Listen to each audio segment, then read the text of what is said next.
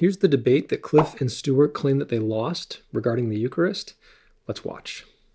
When we look at the extant records of the 1st, 2nd, 3rd century Christians, all of them say that these are efficacious for salvation, that they're not just symbolic, that they have an actual deifying effect on the person that receives them.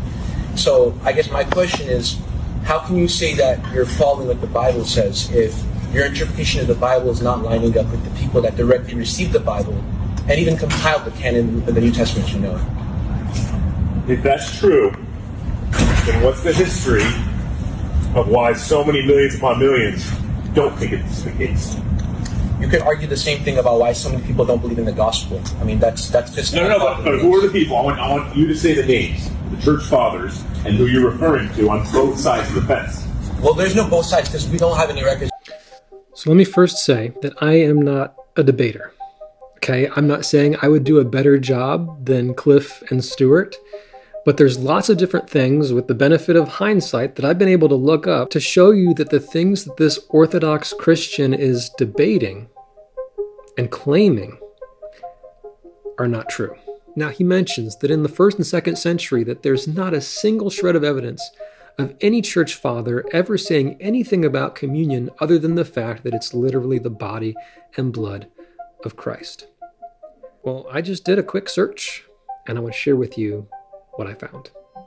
From the Didache, written in the late 1st or early 2nd century, referred to the elements of the Lord's table as spiritual food and drink, from the Didache 9.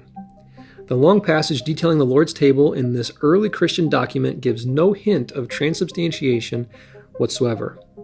The Didache, also known as the Lord's teaching through the 12 apostles of the nations, is a brief, anonymous early Christian treatise written in Koine Greek, dated by modern scholars to the 1st or 2nd century AD. Justin Martyr, 110 to 165, spoke of the bread which our Christ gave us to offer in remembrance of the body, which he assumed for the sake of those who believe in him, for whom he also suffered, and also the cup which he taught us to offer in the Eucharist in commemoration of his blood. From Dialogue with Trypho 70. Now, as I read through these things that these church fathers said in the 1st and 2nd, 3rd century, I'm not saying that I agree with everything that they're teaching. I just simply want to show that there is evidence in the 1st, 2nd, 3rd century of those within the church that believed that the body and blood could be interpreted as symbolic through the bread and the cup.